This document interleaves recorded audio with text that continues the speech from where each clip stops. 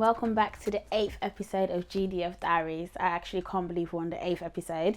Today I'm joined by the beautiful, phenomenal Afsa. I've known Afsa for a few months now and it feels like a longer time though. It's crazy. Literally. Yeah. And she is like my clubhouse sister. She's my podcast sister now. Quick plug, GBA Talks coming up soon. And yeah, like, would you want to tell us a bit about yourself, even though I know you, but tell us a bit about yourself. So my name's Afsa Rosette. I'm an emotional wellness coach and I was in an abusive relationship, which is why Jackie's got me here today to talk about my story. So I speak a lot on just turning trauma into triumph for anyone that's been in an abusive relationship, for anyone that's going through trauma, any type of trauma. I kind of speak on a lot of healing, emotional healing, and actually personal development. So check out my page, Afsa Rosette. That's it, and that's on YouTube. Yeah. Instagram and Twitter. Yeah. That's all it. of that. All of that. We'll plug you down there. All right. So might as well dive into it. Like you said, I've asked you to speak on here. Well, tell your story because that's really how I've found you. That sounds a bit creepy, but like I saw your story and then I was like, damn, I want this girl on my show. And here we are as friends now, not even as like just a visitor. So yeah, can you share your story? How the world works, right? No, literally, it's crazy. So in terms of my story, I was in an emotionally and physically abusive relationship some years ago with the father of my kids. And I didn't know I was in an emotionally abusive relationship for like many years. At first, I had a feeling, like an inkling that I was in an emotionally abusive one, but I didn't really know what emotional abuse was. I always said, well, my mum always told me, Afsa, he's a manipulator. That's what she'd say, he's manipulating you, Afsa. And my sister would be like, Afsa, he's manipulating you. So I just saw it as manipulation, just felt like very mild, not as toxic as it was. So, and that's how I started to realise that maybe this person is manipulating me. But I just didn't see it because my mum had to kind of like tell me constantly, Afsa, he's manipulating you, when he'd tried to tell me that how to be, how to change, how to dress, what to wear, who to be around. There was just so much. But I guess starting off, me and him met whilst I was at college. So I was like 18, 19. So was there any, sorry to cut you off, were there any red flags in the beginning of your relationship that you would say that you might not have seen it like that at the time, but looking back now you're like, right, that was actually a red flag that I should have seen? Yeah, so it was a lot of control. I feel like he's a very controlling person. And one of the red flags, now looking back, it was a lot of, why are you speaking to this person? It was like, whilst I was in college, I had a lot of male friends. So it's like, why is this person calling you? Why, like, I mean, can't a friend call another friend? And that's just how I am, because I'm very like, regardless whether you're male or female, I'll just be friends with people without it actually having to be more than just friendship. And I think maybe for him, maybe he's not around, hasn't been around it, or he's not comfortable with it. But those were started to become the issues. And I just saw it as, okay, as a respectful thing to do because I'm in a relationship now. Not only that, I'm also having a child with this person. Let me fall back. Let me stop communicating with these people. And I just stopped. I stopped calling my friends, or my male friends. When they'd call me, I just wouldn't answer. I wouldn't go out. It was down to like, even, I remember one time I was in Nando's eating, and then a guy called me to like, but this was actually someone that I used to talk to before, and he was like, who's calling you? Why is he calling you? And I'm like, having to show him proof. But then that was the case in all our relationship, regardless of if it was someone I'm seeing, a friend, I'd have to constantly show him proof that this is for him to feel like, to feel okay, safe. cool. Yeah. But then the more I did that, the more he demanded it. And it just became worse every day. Like, even with my mum, like if my mum's contacting me, I have to show him. If I'm at my mum's house, like even if he's dropped me, if I don't answer the phone, he'll start getting mad. And my mum will see me talking and having to explain myself to this guy. Like, he's my mum. My mum's like... That's quite extreme. It became so extreme like that. And yeah, it became draining. I remember feeling anxious, but I didn't realise it was anxiety. I just felt so tense, but I didn't feel comfortable. Like, and I couldn't be comfortable around him because I couldn't really be myself. So even when I had friends, I wouldn't really bring them to my house, because that's another thing. He didn't want my friends to come to my house. So he basically completely isolated Literally, you. because it was technically his house at the time. He was like, his rules, don't bring your friends, which ended up just making my relationships or my friendships distant. Even with the girls that I was friends with at the time, it just became distant because imagine like I'm pregnant or I'm about to give birth and my friends are trying to come see me and I'm like, I can't. So they probably think, oh, Afsa's acting different, when really it's because I was trying to maintain that relationship to show my partner at the time that I respect us and I'm trying to put this relationship first. Okay. But in terms of him though, because obviously you did love him, you must have really cared about him. Do you think it was some kind of trauma bonding that you... Because you loved him, I'm sure, because you stayed with him and you had a child with him. I remember thinking... I literally saw something today that I posted on Instagram that said, sometimes when you think you've got a connection with someone, you realise it's trauma bonding. And I literally resonated with that just because now I look back, I'm like, I didn't love you. Yeah, it was a trauma bond. Yeah. I don't know, maybe I'm speaking also through trauma, who knows? But I just think I admired him a lot. However, I think I did definitely bond through trauma just because at that time I was going through a lot. When I met him at 18, 19, I was going through a lot in my life. I stopped being friends with the closest person that was my best friend at the time. We kind of like distanced. My dad was no longer speaking to me. And I accepted him into my life and he kind of filled that void that was missing. Yeah. And I think that's kind of like, that's what led to us getting so close and the fact that we had a son together. And that made me realise that, you know what, let me stay for the sake of our kids, etc. And it kind of, it was long overdue. It should have ended, but I mean, there's a reason for everything, right? Yeah, no, 100%. Yeah. You've got two beautiful children. I know. Thanks, mate. No, right. So, in terms of like, you said it built up to physical abuse as well. So, how did that kind of, because I'm guessing it just must have happened one day. And then, how did you feel in that moment when it happened? Because so there was the first instance where he didn't hit me, but he used a knife. Right, so we had an argument.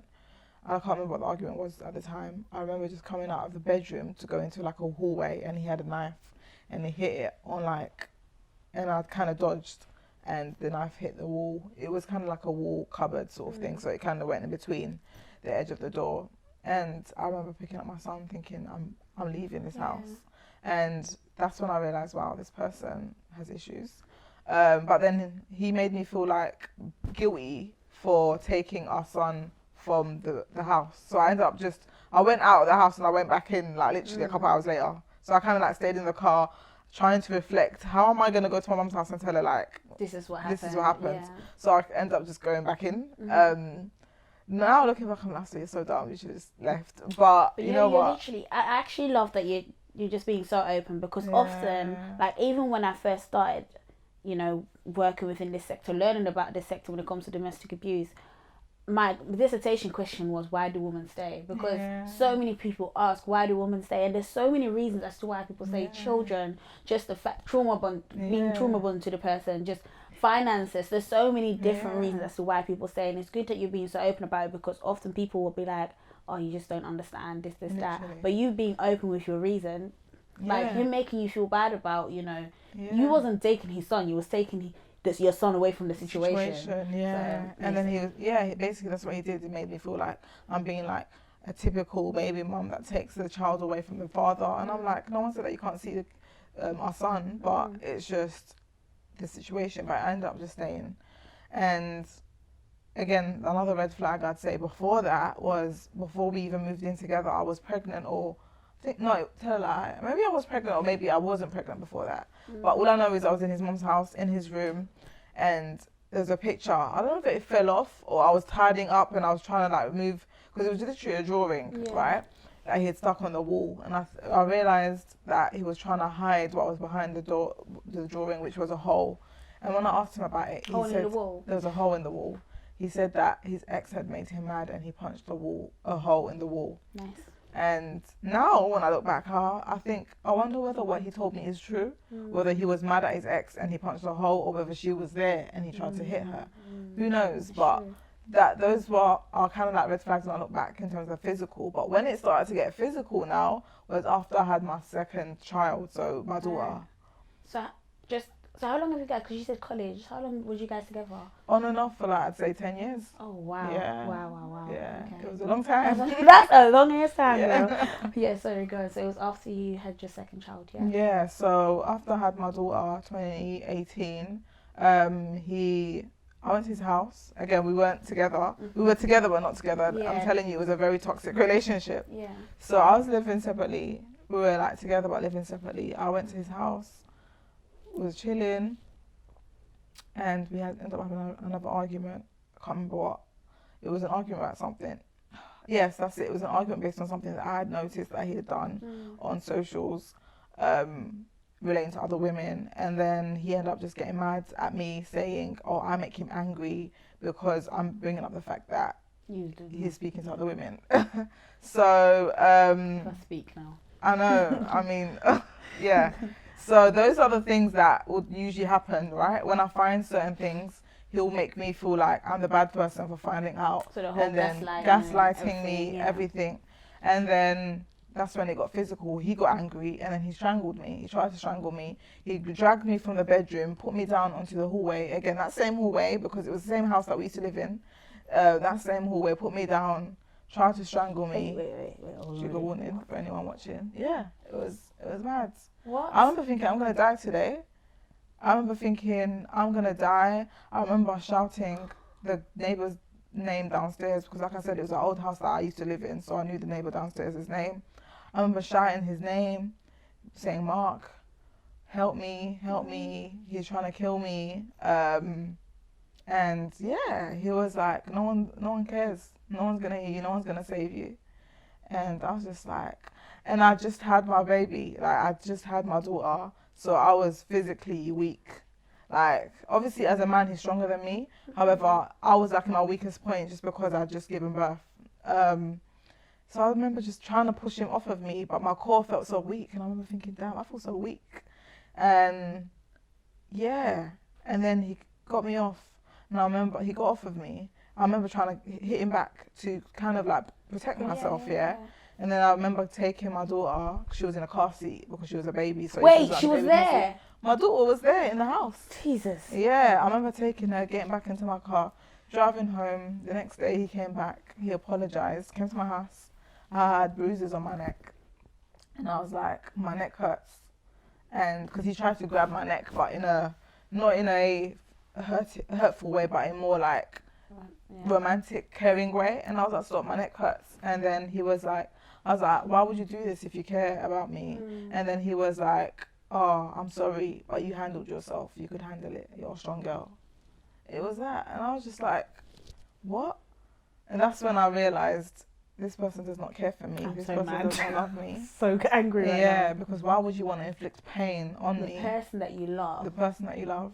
That's giving you two beautiful children. And I remember like, I was just, after that, I was very jumpy. So like, when like we'd be together and he's like trying to touch me, like a partner would like, I'll be like this, like he'll try to squeeze my bum or grab me, and I'm like, and then he'll gaslight me again to say, why are you making me seem like I'm an abusive person? Because you are, bro. And I just think, what? Do you not have any? But again, I couldn't correlate the two. I didn't realize that I was becoming jumpy because of what he'd done. I just thought, I remember telling him I don't like to be touched. But he's like, you've never had an issue before. And I was like, I just don't like, maybe I didn't realize that it was due to the other thing. I just told myself I don't want to be touched. Because honestly, after that, I didn't want to be touched physically, sexually, even just, I was like, don't touch me. Just stay there. I'm going to stay here. And that's that. And and I remember telling him like you used to make me feel safe. And again, that was at the moment. That's what happens when you're trauma bonding. The person makes you feel safe, but then at the beginning. Take that safety away. Yeah, it's like they love bomb you, and he love bombed me at the beginning. Like he wanted to get into a relationship very soon. He wanted me to have our son very soon. It was very quick. Everything happened so quick. Yeah. But then that got taken away, and he'd always use that to tell me, oh, is that how you're behaving? I'm taking this away. So it felt like, like when you give a dog like treats, like, come on, jump. And you started knowing if I behave a certain way, then at least I know I'm going to be... Yeah, the relationship is set. But the relationship wasn't what I was after, because it was never a stable one. He was constant in and out. But then even when he's out, he expects me to act like I'm in a relationship. And this is when the issues arise, and the physical, and then the gaslighting, and changing who I am. Like, a lot of it, yeah. It's just some crazy shit, man. Yeah. Excuse my language, everybody. It's mad. So, okay, all of that happened. So when did you feel like, okay, enough is actually enough? Because I know it was on and off quite often, but when was like the time that you said, I'm leaving and I'm not coming back kind of thing? So there was so many moments where I felt that. Yeah. Well, the real time where I'd say I felt that was when he punched a wall through my house currently. So again, because of the constant in and out, on and off, I had friends that were there for me, like male friends that are still my male friends from this day, that will contact me, they'll be there, they'll be the people that will be reassuring me after you got this, stay out of that toxic relationship. And my friends had contacted me in the morning, and he got mad that my friend contacted me, and I remember he punched a hole through the door, through my wall now. So now it's like, because I've mentioned the whole red flag at the beginning, now it's kind of like it clicks. Years later that the same thing he did with his ex, clearly he had anger issues then, he didn't do it with me. So he punched a hole through the wall and he left.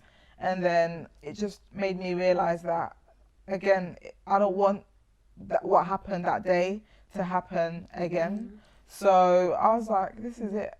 I started to kind of like, although I didn't tell him this is it, emotionally I was like off.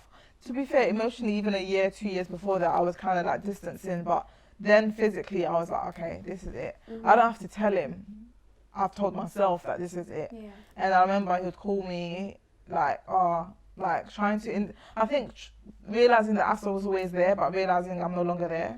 So I kind of like stopped answering his calls, even though he's the father of my kids. I'm like, okay, if you want to see the kids, you can pick them up on your, like, we had a schedule where he will have them on his days. There was no reason for you to be in my house. So, because we're kind of separate, even though we were separate, but we're still together. So I'm like, now we're fully separate. And I told myself, nah, this is not it. Like, I'm done. You're not going to contact me. You're not going to come to my house. Just strictly speak to me about the kids and the kids only. And then once I started to do that, he started to become more abusive, where he forced himself into my house. Jesus. And that's when I had to get the police involved and everything. And was that the first time you actually told the police anything? Like that's the first time I told the police everything. I reported everything, and he got angry. He told everyone that I'm lying, of course, as they would. They do, So I was like, I really don't care, because I'm at that place where I know my truth, and I'm not trying to prove it to anyone. I'm just trying to share my story in hopes that it can actually help someone out there.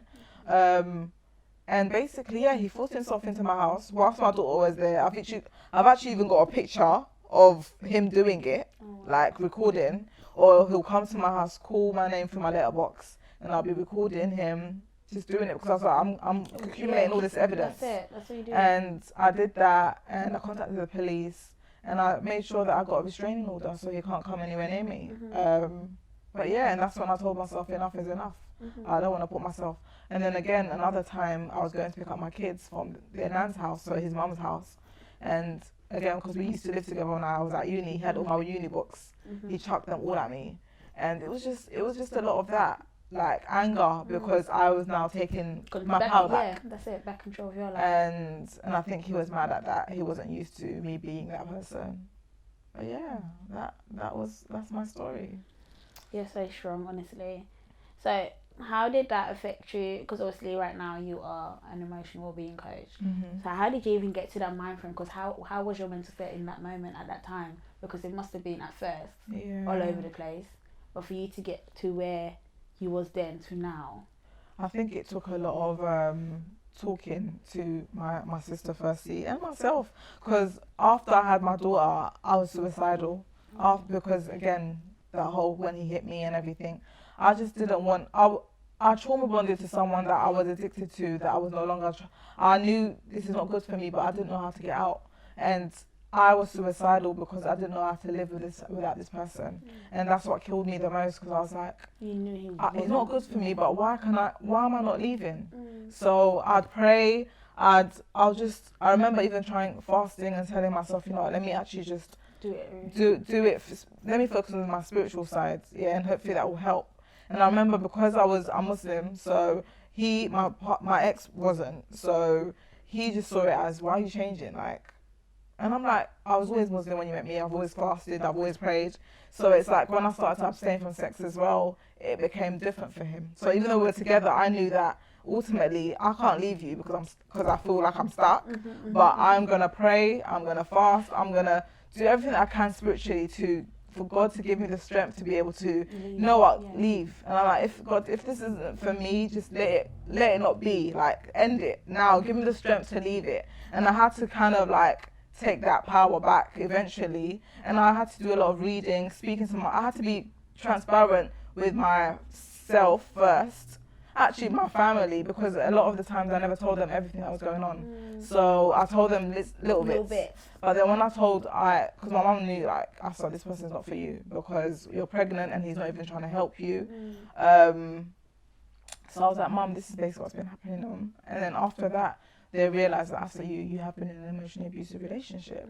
And then through being transparent with my family, that's when I was like, I accepted, you know what, you are in an emotionally abusive relationship. I started watching videos, I started reading, I started learning. And then I could relate. And then I was like, yeah, I'm out. This person is never going to have me again. Like, and it was hard because sometimes I'd find myself, you can't just switch off feelings. Yeah.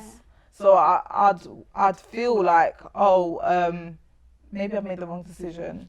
But then I'm like, no, Afsa, no. Think about it. Were you happy? No. Did you have to change who you are for this relationship? Yes. And if you did it make you happy changing who you are? No. Do you recognize who you were before that? Were you happy before you met this person? Yes.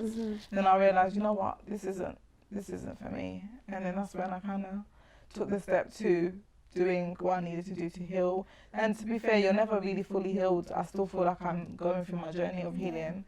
But I have to do it for my kids because, like I said, I was suicidal, and I feel like I've got another chance at life.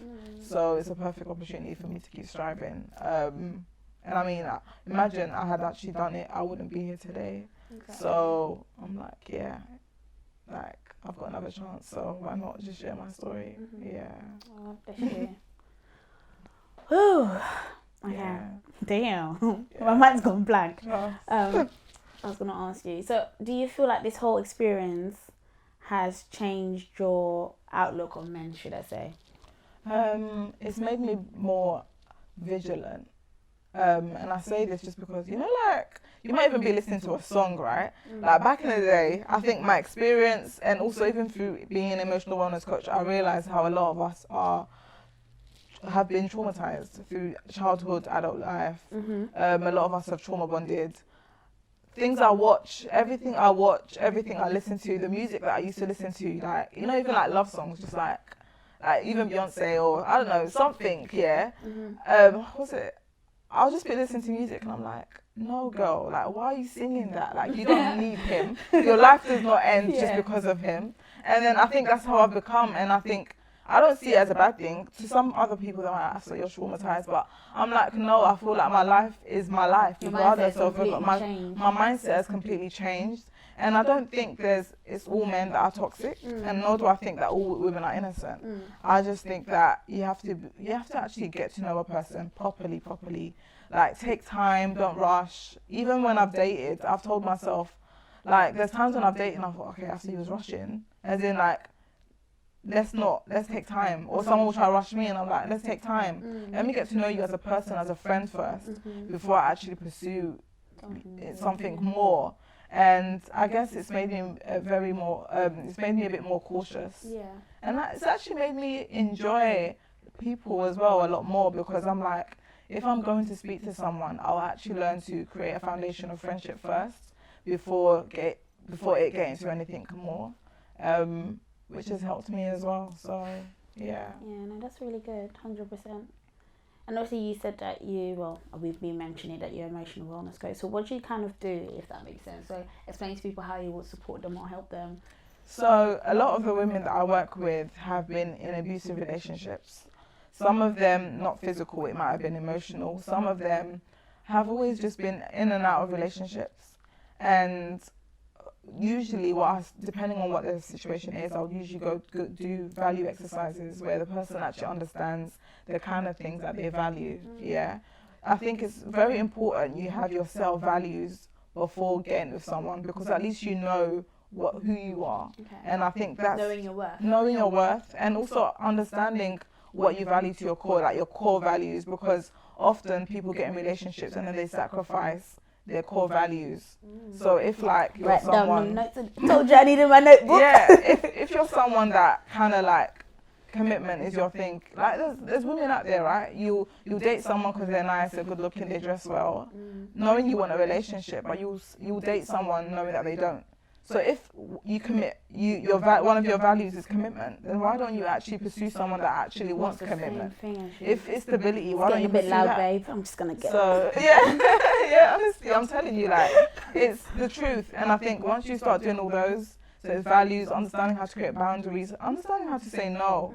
But I think a lot of it comes from actually understanding some of the things that your childhood traumas, like what was the dynamic like at home when you were growing up? Like some of those things kind of shape your thought, your beliefs, and how you see yourself.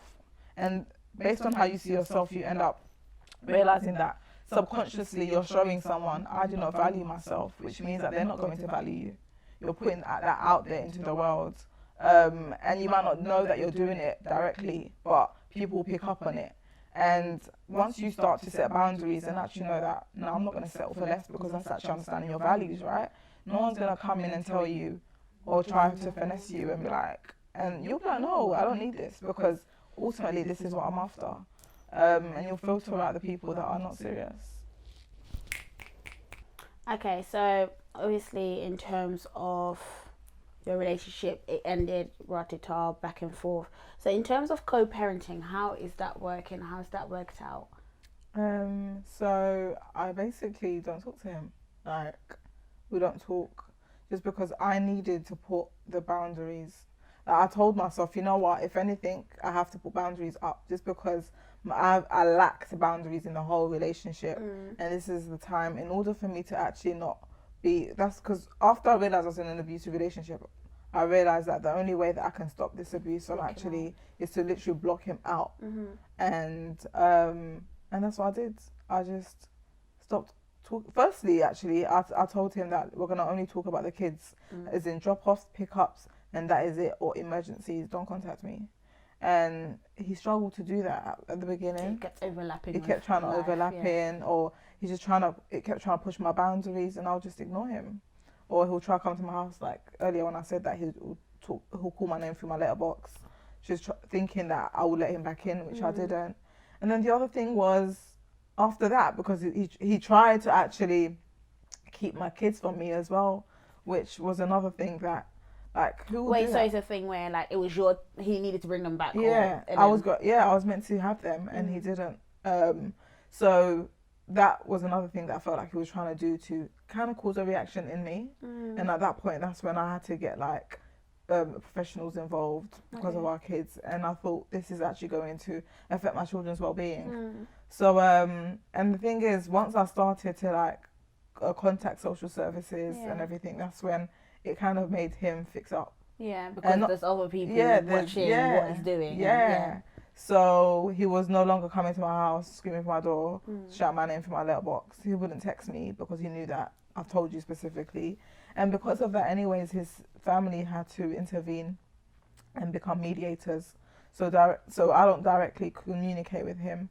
His family will communicate on my behalf with him and vice versa, just to help.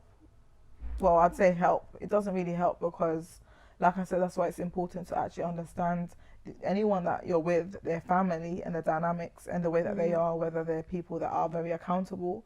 Just because my own experience, although they are mediators, I wouldn't say it's not really it hasn't been smooth.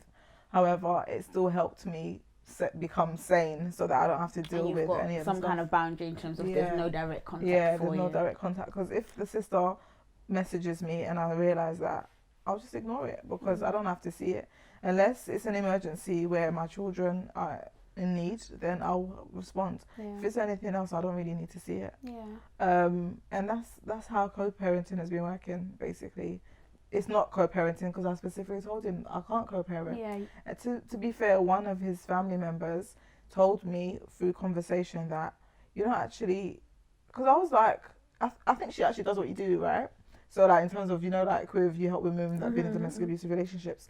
So she's the one that actually told me that you don't have to co-parent, you can parallel parent. And then that's when I heard of the term. I was like, when she told me that, I was like, thanks.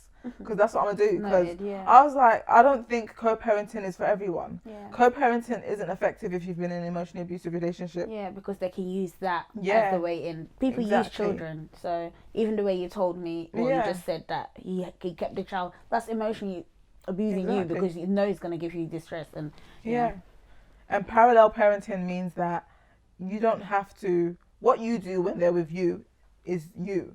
And then when the kids are with me, I do what I do with them. As long as they're safe, they're healthy, and their well-being and mental health is fine, that's all that matters.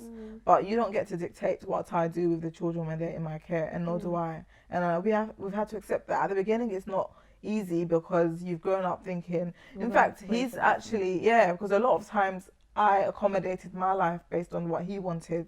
I changed my whole diet because he was so keen on me being vegan. And it helped me to some degree. There's so many things I learned from that. But I realized that I was also losing weight a lot, not because of the vegan diet, but more so because, vegan diet plus the fact that I wasn't eating enough, because you'd have to eat enough to make sure you hit your calories. But I changed my life according to him. And I also raised my son at the beginning according to him. And so when now he changes, he expects everyone else now to change, because when he's no longer vegan, then everyone else should now not be vegan, because my daughter isn't vegan now. So it's that. So now I've realized that, you know what, I want to live my life the way that I want to live my life, and we're parallel parenting. And he kept insinuating, demanding that I co-parent with him and try to gaslight me to make me feel like I'm a bad mother. One of the things he used to tell me is, Afsa, you're a growing mother, I'm a sacrificial dad. So those are the words, that little statement there. Excuse me. Yeah, that I'm a growing mum because I've got a lot of growth to do, and he's a sacrificial one because he basically sacrifices his time to be with the kids. And be understanding. And be understanding. And he doesn't work 9 to 5 like me. And telling me that how is that sacrificial, exactly, sir? But, you know, they're going to make you feel like, that's the thing, in an abusive relationship, they'll make you feel so low, because what they'll do is they'll criticize your character. Everything that you want to be or aspire to be, they'll criticize it. So you become so insecure, but then at the same time, just question yourself. But whilst you're becoming insecure, you end up becoming addicted to them, because they're the only one that's there.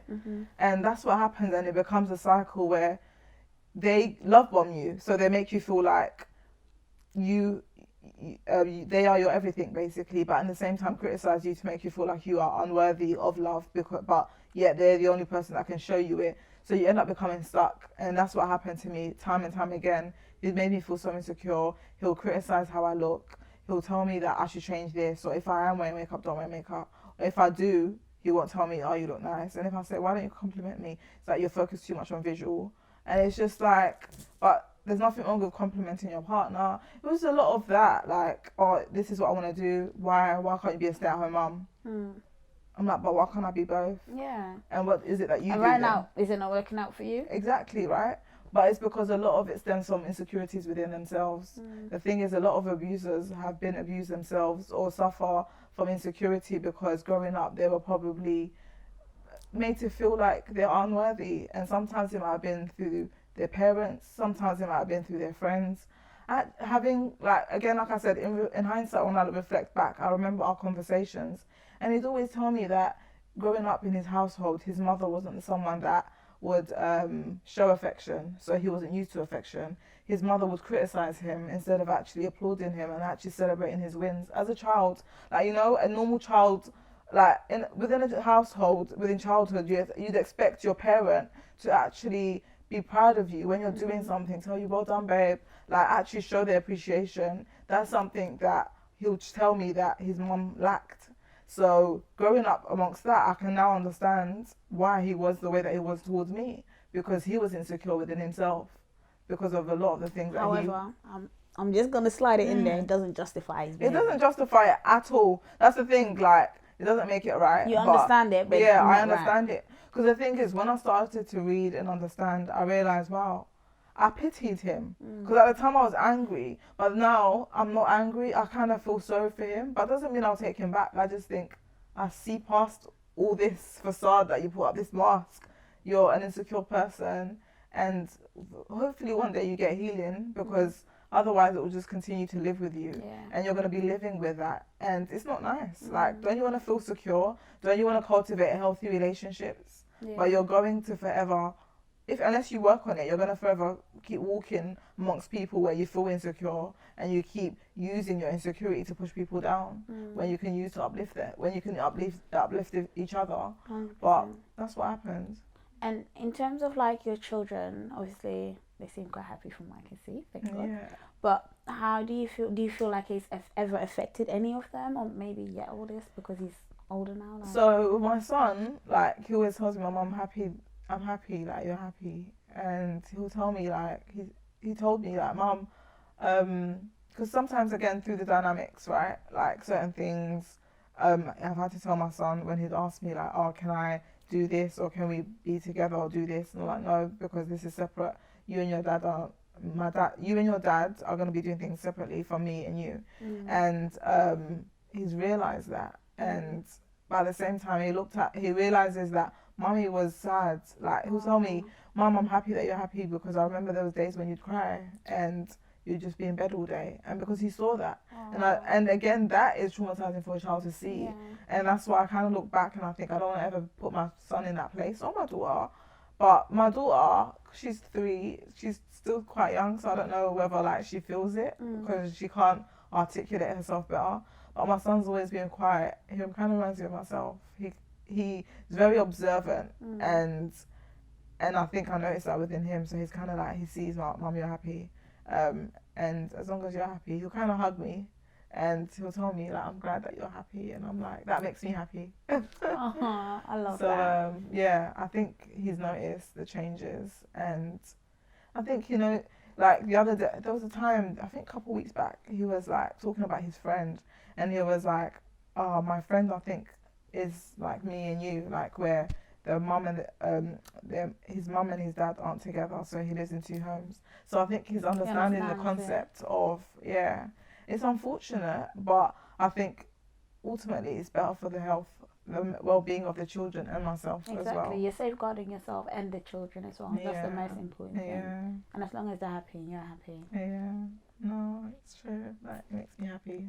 I love that. But yeah, I think it's been a long while, but it needed to be done, because I'm like, those times when I'd be in bed thinking, like, I don't want to be here. It's like, sometimes I'll think, like, sometimes I'll sit down and I look back, like, imagine I wasn't here today. Because, EastEnders, right? Because on EastEnders, they touched on, like, that whole storyline of Chantel being killed. So now sometimes when I watch it and I look at her 2 kids, I think, wow, that could have been me. Like, and it would have been stuck with him. Yeah, and it hurts my heart, because sometimes that is my fear. My fear is that, until this day, I still have that fear, that what if, like, his thought process, because I don't think my ex knows he's toxic. So I sometimes think, what if that filters into my children? And sometimes, like, I'll watch my son, like, when I'll be observant, same way he's observant with me, I'm kind of like observing how he's interacting, because I don't want him to adopt that mindset. And that's why I say it's very important to understand the partner that you're with, their family, just because when I look back in hindsight and I see the dynamic between their family, I'll look at certain things that were said between some family members, and I realize that, wow, this is where it came from. This is where and obviously they spend time there. They spend time there. So I think those are the kind of things, and things were not all perfect, because I could be out here saying this, but there's also things within me that I've had to work on, and I've had to be conscious of, what can I do to become a better person? But I think it's once you start to become aware, you can change. But the first step is awareness. And that's why I said I'm not perfect. So there's things within me that I'm still trying to work on, and I'll try to and take on people's again, people have opinions, right? Doesn't mean they're true, but some things that take it in as advice. I take it in, and I think I'm lucky that I'm amongst people that are quite open to confrontation. Like, I'm someone that's open to confrontation. I'm comfortable confronting people, and I'm also open being confronted. And I don't steer away from confrontation. And luckily, because of that, I'm open to actually accept that if someone tells me, Afsa, you know what, you behave this way, or I felt some type of way about this, I'm like, okay, let's talk about it. Which means that because my family are very much like that, it helps me. They help keep me accountable, so that I can change when I can fix up when I'm doing stuff. Otherwise, I think I'd probably remain in that state of mind where there's no change. Like, you're constantly stuck being in the stuck same beliefs, false beliefs, same mindset, etc. Not actually moving forward. Yeah, I love that. I hope y'all learned something today. No, I love that. Okay, so to kind of, before we close, so what would you advise people that have been through what you've been through, or are still going through? You never know. Do you get what I mean? What would you say to your younger self?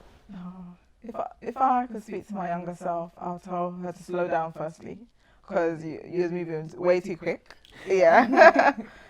Take time, because you learn a lot. Like, honestly, life will teach you, and understand that.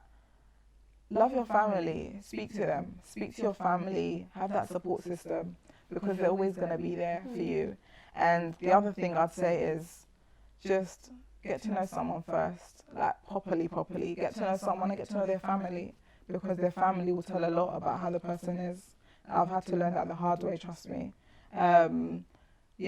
Get to know the person's family, get to know the person, spend time being friends first before it becomes anything stronger than that. And have that support system. Like, if you have your friends close to you, cherish them, because they're the ones that will help you actually understand. Because sometimes you might not see you're in an abusive relationship, right? But your people will see it. They'll see that, you know what, something's going on with Afsa. Like, she doesn't seem how she usually is. And like I said, because I stopped being friends with my closest friend at the time, if she was still in my life, she would have probably realised that, yeah, Afsa's kind of acting different. So maybe I would have fallen back. But you know what, everything happens for a reason, and that's why I'm here, I guess. No, 100%. Thank you so much for sharing your story with us. Thank you for having me. Girl, you've been through it. Of course, I've got my little thank you present. Just open it when you get home. Oh, thank you. I wasn't expecting that. Go right. No, but cute. Thank you so much. Is there anything else you'd like to say? Like, obviously, you guys, she's got her YouTube page. Plug yourself real quick again. Oh, okay. Check out my YouTube, Twitter, Instagram, Afsa Rosette, AFSAROSETTE. I'm an emotional wellness coach. If you ever need sessions, hit me up. I do one-to-one. I do emotional coaching programs as well. But yeah, we're turning trauma into triumph here. Like, turning trauma into triumph. I love that, honestly. Thank you guys so much for tuning in to our 8th episode of GDF Diaries. We'll be back next month with our final episode. Can't believe it. Hope you guys tune in then. Make sure to like, comment and subscribe below. Thank you.